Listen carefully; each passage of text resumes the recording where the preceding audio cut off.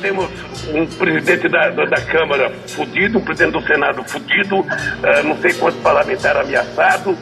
Eu sinceramente, estou assustado com a República de Curitiba.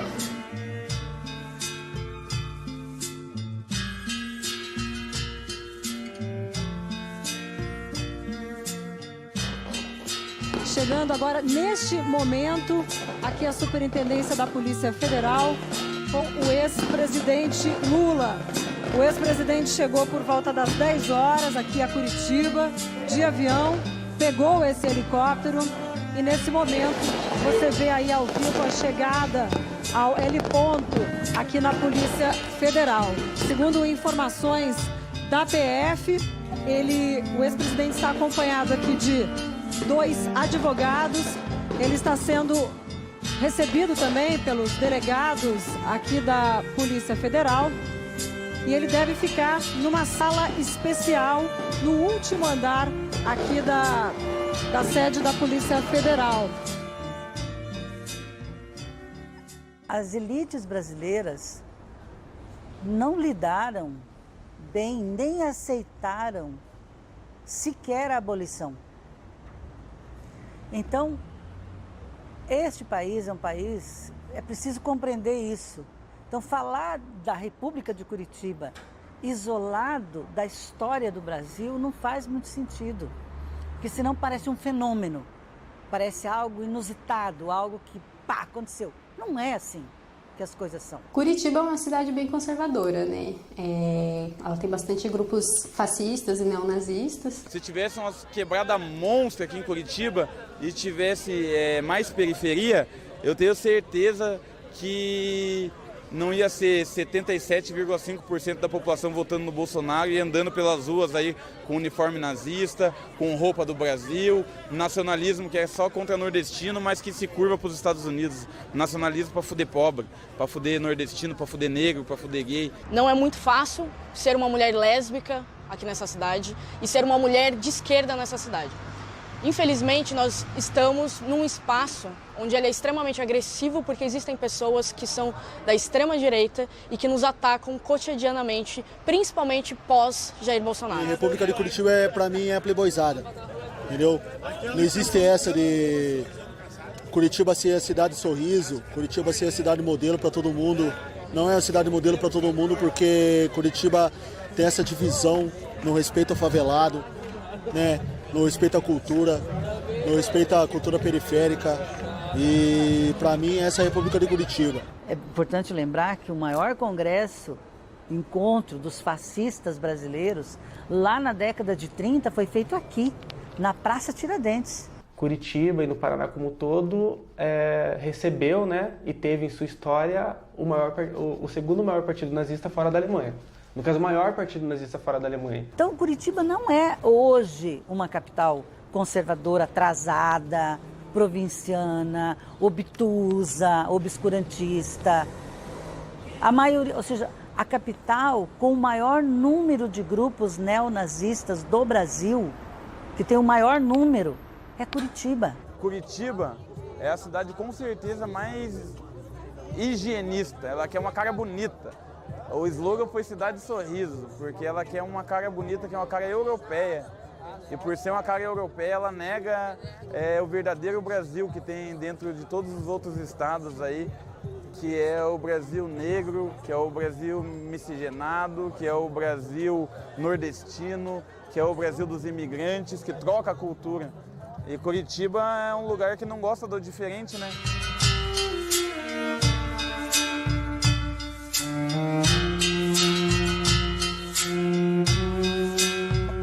Nos últimos anos se constituiu essa ideia, né, da República de Curitiba, de que Curitiba é uma cidade conservadora, né? E eu acho que a gente tem que tentar escapar desse mito, né? Porque a gente tem que entender que nenhuma cidade ou nenhum país é conservador por natureza, né?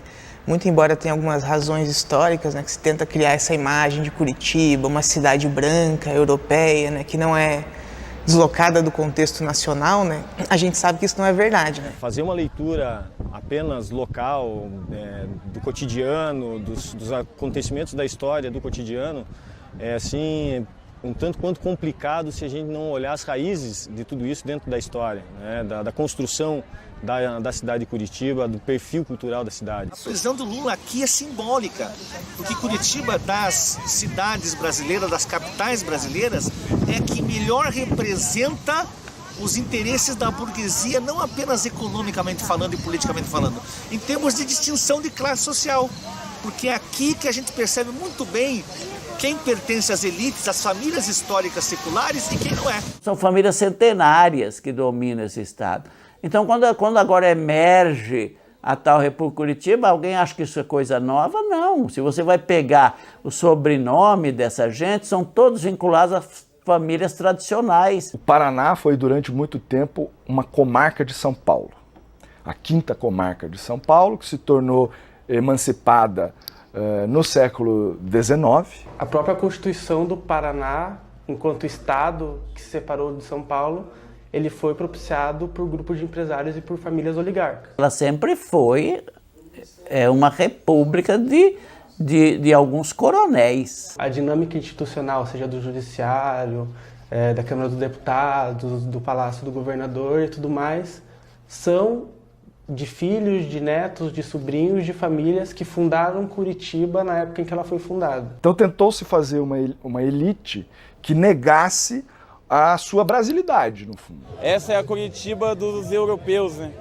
E essa é a justiça que é deles, a justiça do Sérgio Moro, a justiça de prender os pobres e fazer cafuné nos ricos. Apesar de ter sido formado todo um imaginário de uma população mais conservadora, inclusive branca, a gente percebe, inclusive remontando a história da região, que existe um conjunto de lutas sociais, historicamente, portanto, consolidadas, que dão a possibilidade de uma contranarrativa com relação a esse imaginário.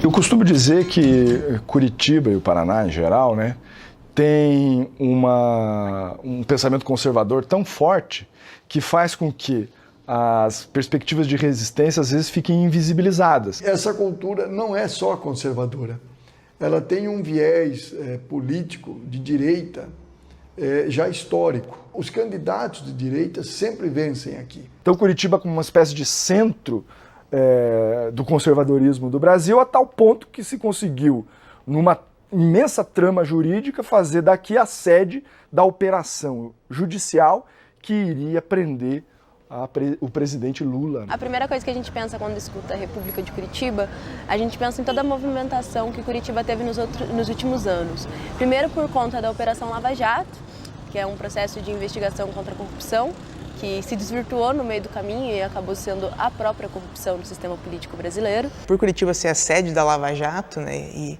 o Lula está preso aqui, então muitas vezes a gente fica nesse atletiba, né, quem é contra o Lula, quem é a favor da Lava Jato, quem é a favor do Lula e contra a Lava Jato, as lutas sociais que se desenvolvem em Curitiba não se resumem a isso. Eu particularmente avalio que o Paraná começou a inverter um pouco essa conjuntura quando em 2015, a partir de uma crise fiscal e a partir de um ataque do governador Beto Richa à aposentadoria dos servidores públicos estaduais e dos professores, houve uma resistência muito forte. Foram despejados sobre a gente 1.323 bombas lançadas contra nós por cerca de 2 horas e também, né, o disparo de mais de 2.000 balas de borracha contra a multidão que se manifestava aquele dia.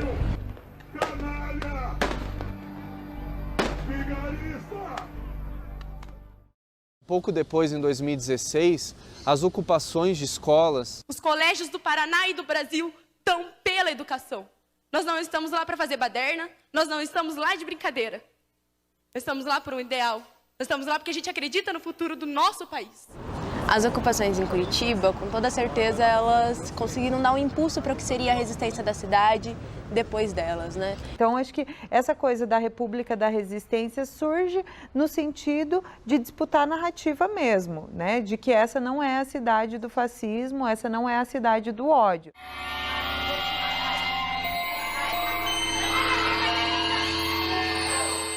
Em 2013 foi, obviamente, é um fenômeno ainda que está sendo estudado pela esquerda, pelas ciências sociais, porque é algo muito difícil de ser explicado. O ano de 2013, um ano bastante complexo e importante, porque você tem um forte movimento social de explosão com uma expressão da juventude, inclusive, contra o sistema, um movimento antissistema. Um movimento puxado pelo movimento anarquista libertário, junto com alguns partidos políticos, né? Isso é um sintoma na maior parte das capitais, partidos políticos de esquerda, né?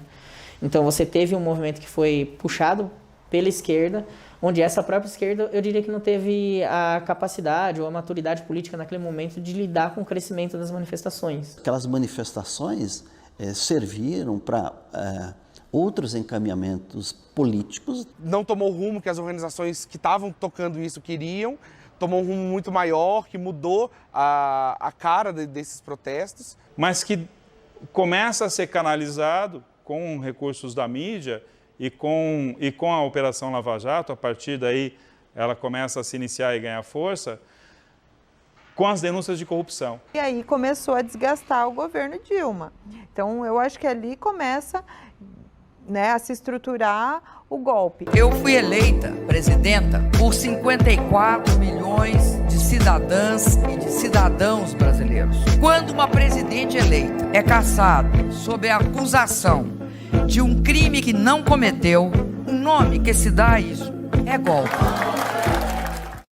Antes do impeachment, antes dessa onda conservadora, a gente já estava nas ruas lutando contra políticas do próprio PT que estavam ameaçando o povo, né? Como a lei antiterrorismo, que surgiu após as jornadas de junho, que foi assinada pela Dilma, e várias outras questões, né? A prisão do Rafael Braga, né, que ficou preso por anos por uma coisa que ele não fez, né, não estava nem na manifestação. Muito do quadro conservador que a gente tem hoje nacionalmente, em que Curitiba é um centro para isso, né, até porque o Lula está preso aqui na cidade, ele vem de uma própria incapacidade do PT de conseguir entender aquelas manifestações sociais como um movimento popular e jogar aquilo para a direita. Foi o início da entrada, por exemplo, de movimentos conservadores dentro dos atos de rua e tudo mais, que é importante nesse sentido de entender o que veio depois, né? Já vai ser a vermelha! Será que a Dilma já assinou a renúncia? O foco sempre foi o PT, sempre foi o PT. Nós queremos os militares. Adoro os militares. Pelo menos. Intervenção é para interceder. Tem que tirar o PT. Tem que tirar o PT. Chega de roubo. Nós sabemos que o governo do PT foi um governo que fez muita conciliação de classe. Fez. Hoje também está claro. Ele colocou no governo a própria direita, na área econômica, por exemplo, né, no Ministério da Fazenda, no Banco Central. Mesmo nos governos Lula e Dilma, a direita mandava no Ministério da Agricultura, no Ministério da Indústria e Comércio, enfim, nas áreas mais importantes do governo. O partido do presidente Lula ou o partido da presidenta Dilma, o PT, nunca chegou a ter 20% do Congresso Nacional. Como que você constrói aprovação de leis que beneficiem a maioria da população se você não tem maioria no Congresso? Como é que faz? Não conversa? Não constrói aliança? Não constrói... Ou seja, são os limites da democracia representativa. Os mais velhos se perguntam como é que nós lutamos tanto para chegar nisso que nós chegamos. Ora, o que se entende é que a própria esquerda, nesse processo todo, ela entrou numa dinâmica de acreditar que as mudanças, que as transformações econômicas, sociais e políticas se dariam por dentro das instituições burguesas, por dentro da democracia burguesa. E essa democracia mostrou a sua fragilidade. Essa democracia mostrou a sua fragilidade. ela não tem sustentação sequer na Constituição da República. Por quê? A República de Curitiba demonstrou que a Constituição não é, para ela, a lei maior. Chegaram ao poder e organizando uma grande aliança com setores políticos conservadores do país, também com setores da elite econômica desse país, fizeram um arco de alianças e desenvolveram uma política do possível, né? Uma política de coalizão por um longo período. E em troca dessa política de aliança que favorece vários setores do capital no país, você tem uma promoção de políticas sociais, de políticas compensatórias. Chegar ao governo e poder fazer alguma coisa, porque o poder continua inalterado, porque não houve uma revolução.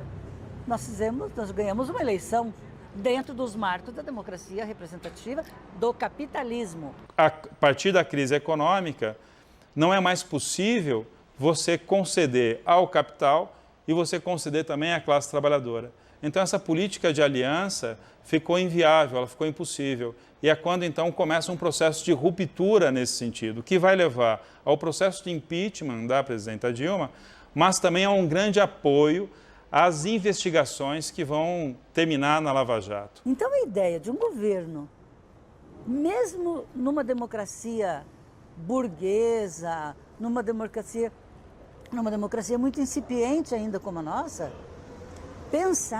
começar a legitimar a ideia de que trabalhadores têm direito a ter direitos, para essa elite escravocrata, é inaceitável. Como que é a repressão? A repressão aqui é cabulosa. Cabulosa, a polícia é racista, a polícia, se você olhar no olho dele ou falar que você tem direito de vir, permanecer, depois de uma abordagem que eles mandam você sumir da praça, e você fala, não, eu tenho direito de estar aqui. O que eles fazem? Eles batem você, algemam você e prendem você por desacato. E o prefeito dá uma medalha para eles. É isso que aconteceu com nós. Eu tomei um tiro da polícia, da guarda municipal, na praça, a queima-roupa, só porque eu ousei dizer que eu tinha direito de existir, de estar ali. Que eles... Não, como a gente está aqui, ó. Do mesmo jeito que a gente está aqui, confraternizando e utilizando o espaço público. O favelado em espaço de lazer não pode existir em Curitiba. Tanto que tem esse lado da meritocracia. Nossa, ele está aqui tomando um sorvete, comprando um suco, fazendo alguma coisa, ele devia estar trabalhando, é pobre porque quer. Curitiba caracteriza uma cidade modelo de urbanismo que, na verdade, exclui a grande maioria das pessoas. Mas nós sempre soubemos que era um mito essa questão da cidade modelo que acobertava uma cidade que, desde 2008, tem mais de 200 áreas de ocupação irregulares, pelo menos, que no cinturão, fora dessa cidade A, do urbanismo modelo, há toda uma pobreza, há toda uma segregação. Existe periferia em Curitiba, embora toda uma classe média aí possa achar que não. Essa região de favelas é a maior parte de Curitiba. A gente tem 123 favelas em Curitiba e região metropolitana. A classe C, D e E, e a gente ainda fala E, por mais que tenha tirado, porque Curitiba tem uma pobreza extrema, sim. E hoje em dia a gente inclusive vê famílias, né, crianças, que antigamente você via uma pessoa ou outra sozinha, hoje você vê famílias inteiras. Você não consegue andar 50, 60 metros sem passar por um catador pegando papel no final da tarde. Se você vai no supermercado, você tem famílias pedindo fralda, pedindo leite. Então a gente vive numa sociedade, num contexto atualmente de ebulição, de contradição social. Nos anos 80, como é que nós saímos daquela ditadura? Uma forte organização de base, uma penetração lá na periferia. O próprio PT, ele não está mais presente nessas periferias onde ele tem essa base social, né? E você tem uma base social que se reivindica petista, abandonada pelo partido que entrou dentro de um projeto de poder e tirou aquele movimento que eles chamavam de pinça, né? Você tem um pé no institucional e um pé na comunidade. Esse pé da comunidade ele foi retirado, né? E ficou numa militância bastante institucional. Pé dentro, pé fora. Um pé dentro, um pé fora, né? E esse pé fora, que é o pé da comunidade, ele acabou sendo abandonado aqui em Curitiba. O que deu margem para uma entrada muito forte das igrejas evangélicas, né, pentecostais, que colocam um discurso bastante conservador. Por mais que acho que a crítica ao PT era que o PT tivesse saído um pouco da favela, desse movimento de massas, quando você fala em encarceramento, e que, né, Lula está encarcerado lá na Polícia Federal, mas está encarcerado. O pessoal reconhece e lembra que era menos ruim na época do Lula. E daí ter ele preso se torna mais difícil ainda. Nunca teve bom. Como diz o Racionais, o Mano Brown, na música do Sou Função, ele fala: não vejo nada, não vejo fita dominada, vejo os pretos sempre tristes nos cantos do mundão. Então a gente sabe que não tá doce, mas que o Bolsonaro ficou pior.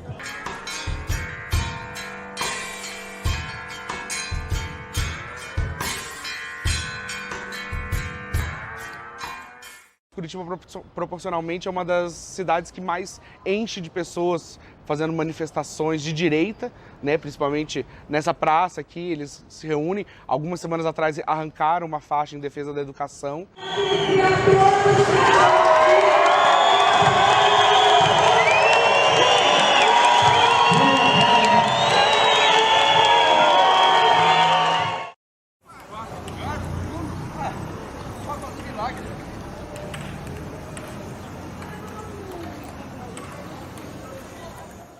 Houve um acampamento na frente da Justiça Federal por mais de 2 anos, que a polícia nem mexeu, a prefeitura não se incomodou e ficou lá por 2 anos, um acampamento dentro de uma praça, chamado Acampamento Justiça. Isso, durante a Lava Jato. Inclusive lá teve uma grande comemoração no dia que o Lula foi preso.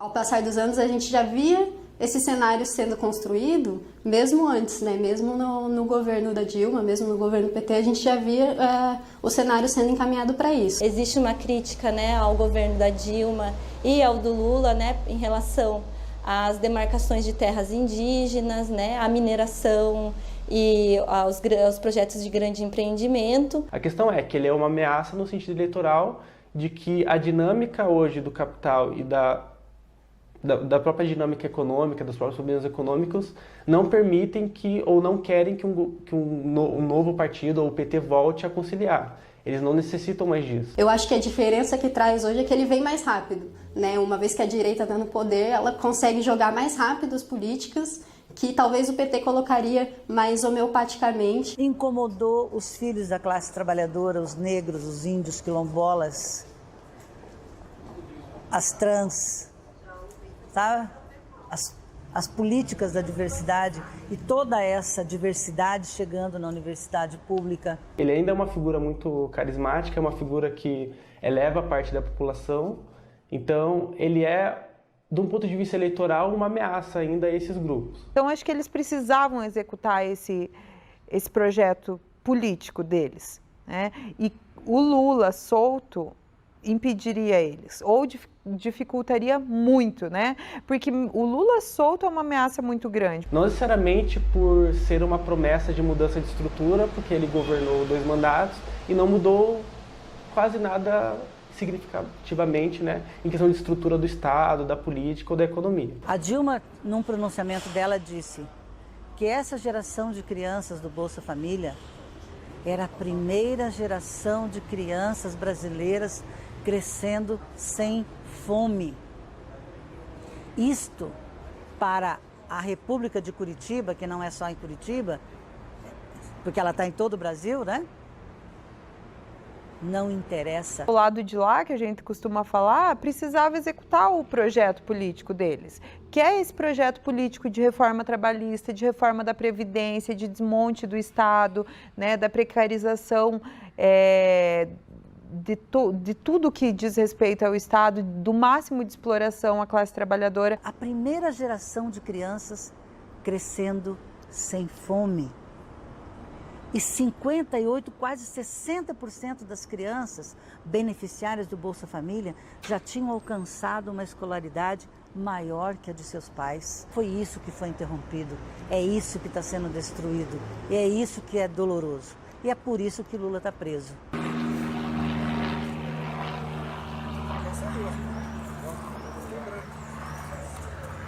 Nós estivemos de manhã com ele, estivemos à tarde com ele, estamos saindo agora, nesse instante, e vimos uma pessoa serena, uma pessoa tranquila, uma pessoa consciente do seu papel na história, com a tranquilidade dos inocentes, daqueles que querem a prova e a verdade dos fatos. Nesse momento de perda de direitos, nesse momento de encarceramento, nesse momento da prisão política do nosso companheiro Lula, nós não temos perspectiva de um Estado que vá nos atender. Para nós é importante a gente, do movimento sindical, mas todos os movimentos sindicais, independente de correntes políticas e centrais, está defendendo esse companheiro, que o movimento sindical nunca foi tão privilegiado e respeitado que nem na gestão do Lula e da Dilma. Eu faço tudo, né? Tudo que eu sei fazer, eu faço. Parte de elétrica, parte de internet, né? De gerador, que a gente não tem energia de montar o gerador para gerar energia para a barraca, para mandar as imagens em tempo real, né? Porque ali também até então tinha gente do mundo inteiro ali, né? Esse é um bairro conservador historicamente, né? E a gente está na frente de uma polícia federal. Então, desde o início, sim, a gente teve muito conflito, muitos moradores que não apoiavam, muitos moradores que também nos acolheram desde o início, né? E muitos que não se manifestavam, que estavam, né? Então, estão ali. Hoje em dia, a nossa relação é muito melhor. E eu acredito que a chamada República de Curitiba jamais esperava que nós faríamos uma resistência tão longa como estamos fazendo pedindo a liberdade do Lula.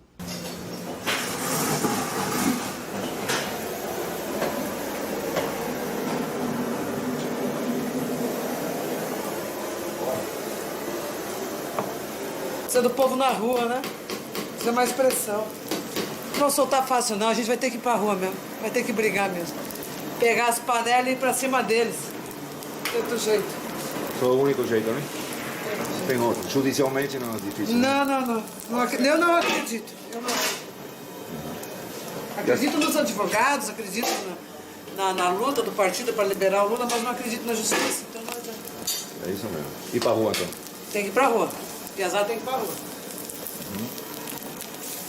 E essa aqui é a Casa Lula Livre, que faz parte da Vigília Lula Livre, aqui em Curitiba. E esse espaço a gente recebe militantes vindo do Brasil inteiro.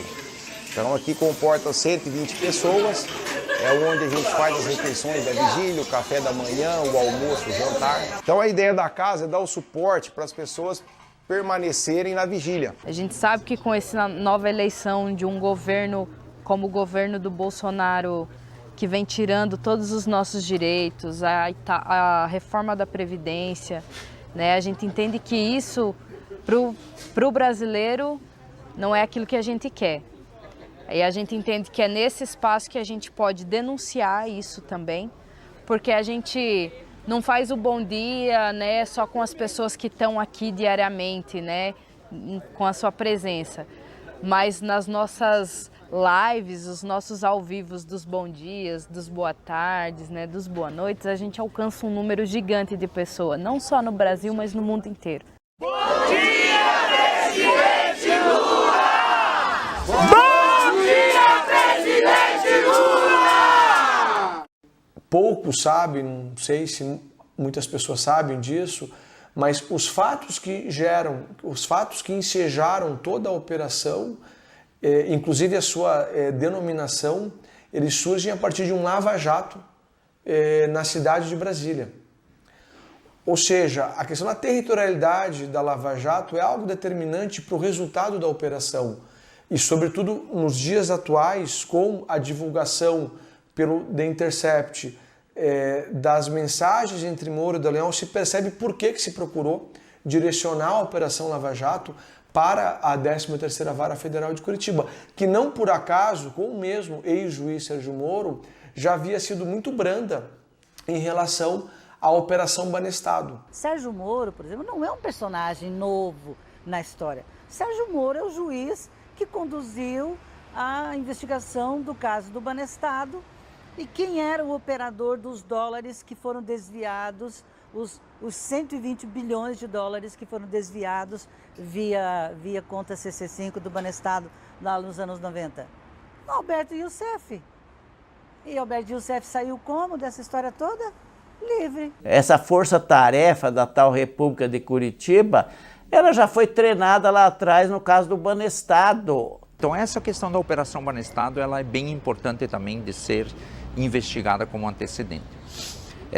A segunda questão que eu queria colocar, e talvez essa seja bem significativa, porque ela é anterior à Operação Lava Jato. É uma operação chamada Operação Agrofantasma, que ela justamente pega os 3 atores da Operação Lava Jato que atuaram conjuntamente nessa operação. Então é uma operação deflagrada pela Polícia Federal, né, com o Ministério Público do Paraná e uma decisão do juiz Moro que determina, né, a prisão de inúmeros pequenos agricultores no estado do Paraná sobre a acusação de desvio de recursos públicos no programa de aquisição de alimentos. Na Lava Jato eles vão começar, vamos dizer assim, justamente a aplicar essa mecânica que eles construíram, por exemplo, nessa Operação Agrofantasma.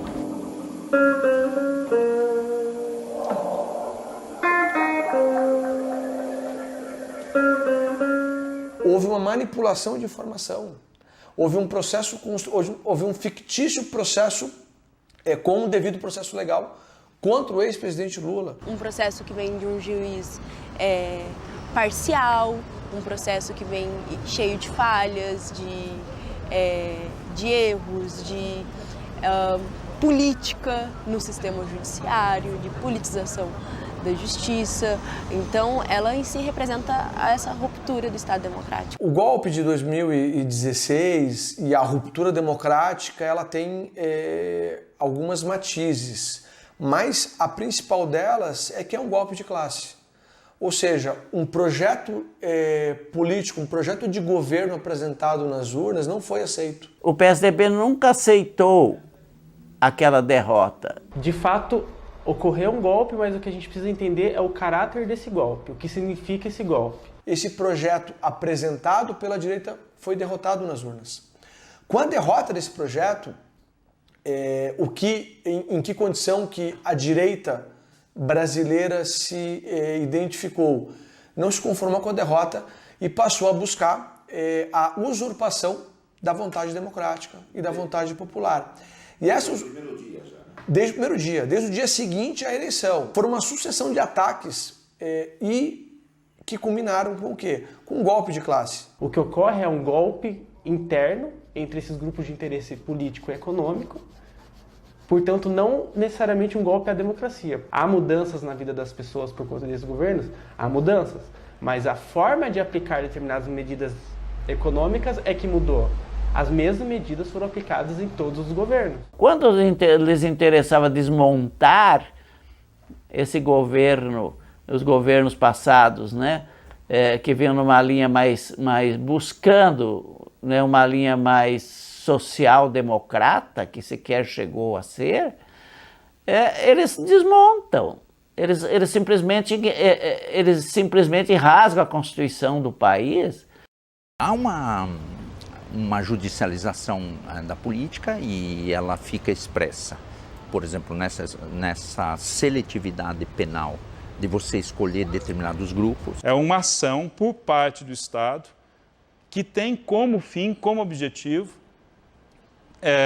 derrotar ou diminuir as organizações de esquerda, as organizações da classe trabalhadora, sindicatos e outros instrumentos de luta da classe. Vamos dizer assim, vamos combater a corrupção, mas vamos aproveitar para, vamos dizer assim, combater determinados grupos políticos, como aconteceu no país. Sempre é necessário dizer, é necessário combater a corrupção e ninguém é contra o combate à corrupção, mas o modo como isso foi realizado tem um sentido político muito forte, que levou à prisão do candidato que estava à frente nas pesquisas, tem todo um histórico que o levaria provavelmente à vitória. Foi preso justamente porque, se não tivesse sido preso, hoje seria o presidente desse país. Nós podemos ter todas as críticas possíveis ao Lula, mas o seu processo foi absolutamente montado. A Lava Jato acabou ocupando esse cenário e ela tem essa característica de ser uma operação ideológica. Primeiro você condena, depois você busca as provas e forja as provas.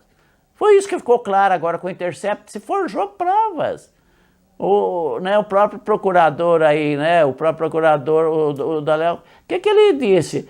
Olha, ainda é muito frágil para acusar o Lula, parece o Intercept, não dá ainda para ser acusado.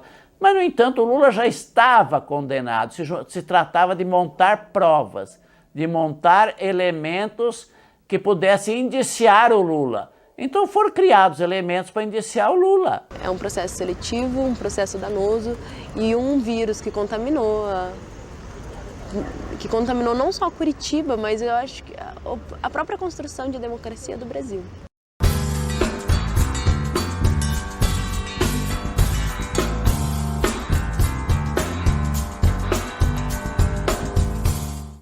Tem que se investir longamente numa formação política, cultural da sociedade para vencer também os mecanismos que eles criaram de dominação pelos meios de comunicação. Aí nós vimos o que foram essas últimas eleições. Não se ganhava eleições gastando milhões com grandes aparatos midiáticos e agora se ganhou eleição num outro instrumento montado a partir de fora, testado em outros países, nascendo dentro dos Estados Unidos com Bannon e outros, e aplicado em várias eleições na América Latina através da criação dos fake news. Aqui foi uma das bases sociais muito fortes do golpe. Depois do golpe, depois dessa manobra meticulosa e orquestrada entre várias pinhas pensantes do mal, depois disso, o núcleo se ligou que o fenômeno do bolsonarismo era um fenômeno também popular, porque o ódio no Brasil é popular também. Depois que esse governo assumiu, está muito mais fácil e mais repressivo.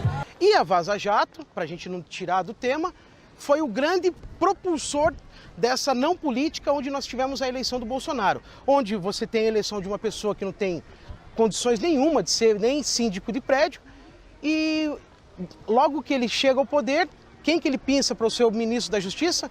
O juiz que prendeu o Lula. Muito interessante isso daí. Então a Lava Jato, ela se estrutura nessa cidade e o Sérgio Moro é daqui, de Curitiba, era professor ali da Universidade Federal do Paraná, e acho que essa coisa da República de Curitiba vem para reforçar essa criação mesmo da identidade do herói, que foi o que eles tentaram construir em torno da figura do Sérgio Moro. O Moro, ele é, infelizmente, uma mancha na história de Curitiba, porque ele não é um bom técnico, ele não é um bom professor, ele não é um bom político. Ele é uma pessoa que está ali para fazer o serviço sujo. E ele também, como pessoa, não age isoladamente. Ele representa toda uma lógica, que é uma lógica mais profunda e mais ampla, no horizonte mais amplo, que é a lógica do capital internacional hoje. A disputa no mundo hoje é uma disputa por energia. A energia ainda que move a economia capitalista internacional é o petróleo. O pré-sal aqui, o pré-sal, exatamente, o pré-sal é isso. Nos parece que havia um projeto alinhado com o capital estrangeiro, com o capital externo. E esse projeto e o capital externo estrangeiro não queria esperar. Não admitiu, me parece, aguardar.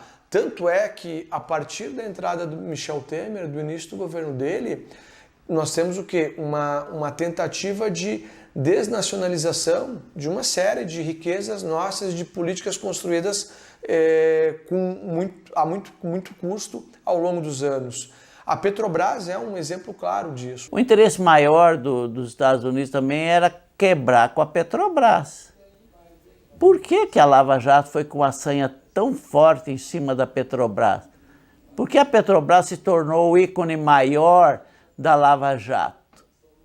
Os danos à economia brasileira são quase que incalculáveis.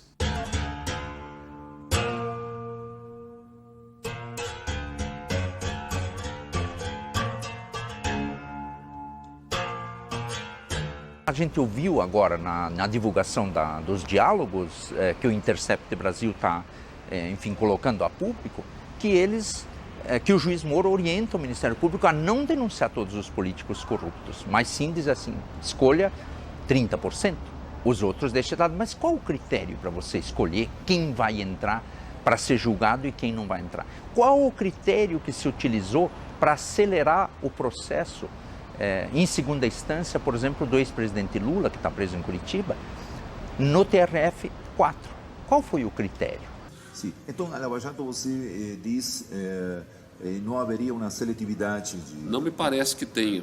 Se a gente pensar, por exemplo, que o Eduardo Cunha, que foi inimigo declarado da Dilma no processo de impeachment, acabou sendo condenado pelo Sérgio Moro a 15 anos de reclusão, como é que você vai dizer que haveria uma atuação política? Por mais que algumas vezes as pessoas me digam, mas pegou o Cunha, pegou fulano, pegou ciclano, não é só o Lula, isso também é um processo seletivo.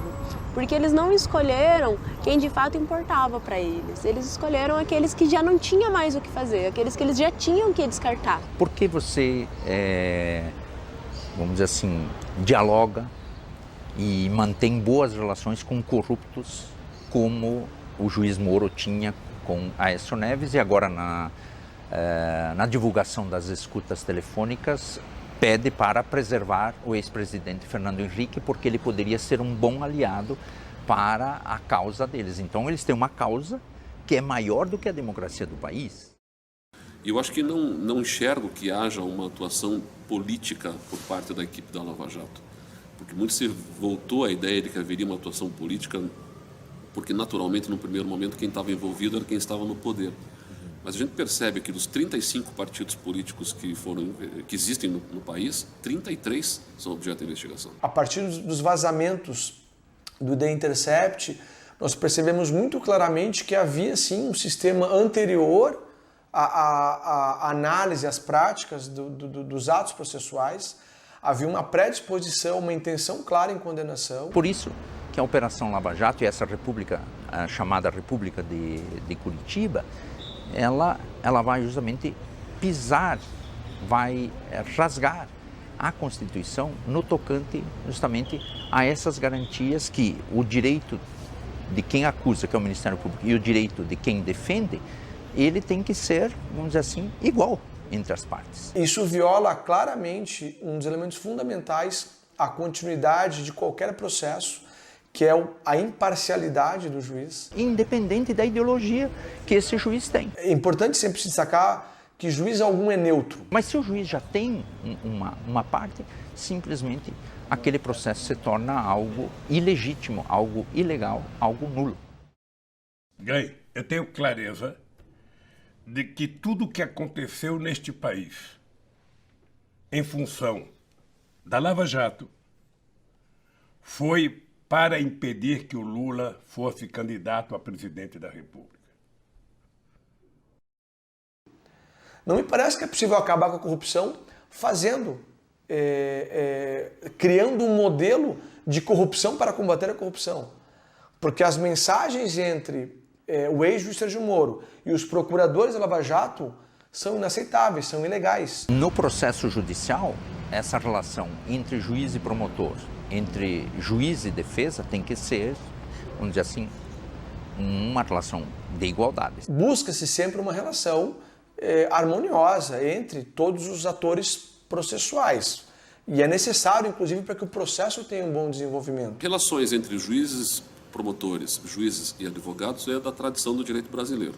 Isso você vai encontrar artigos escritos por advogados, inclusive, chamando de embargos auriculares, tratando isso como algo absolutamente normal. Eu sei que choca um pouco para quem é de fora, mas conversas a respeito do caso não são incomuns na justiça brasileira desde sempre. E não foram diálogos de meras informações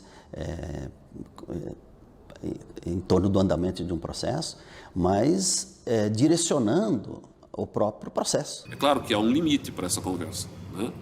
Nós temos ali naqueles diálogos, se forem verdadeiros esses diálogos, né, algumas conversas que podem indicar uma quebra de imparcialidade, sob a ótica de orientação e de aconselhamento. Mas essa relação, ela não autoriza, por exemplo, que um juiz diga que advogado de determinado escritório ou da procuradoria, ou que procurador vá atuar em uma determinada audiência.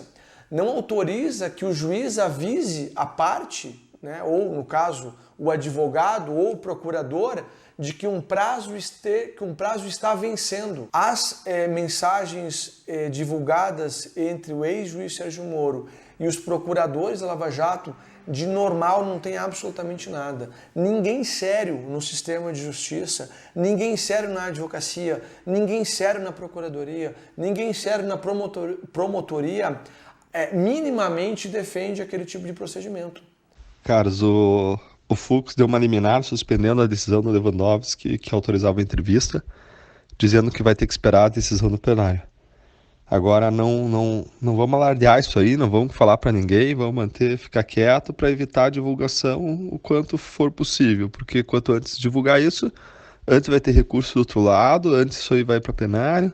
Então, o pessoal pediu para a gente não comentar aí publicamente e deixar que a notícia surja por outros canais para evitar precipitar recurso de quem tem uma posição contrária à nossa. Ele está preso e nós vemos todas as dificuldades em relação a qualquer medida judicial que o favoreça em algum momento, sabendo-se que não há provas contra ele em relação aos fundamentos da condenação. Então, além do processo ser completamente viciado, né, a ausência de provas, né, acho que depois desses vazamentos a gente tem mais certeza de que a gente defendeu o certo.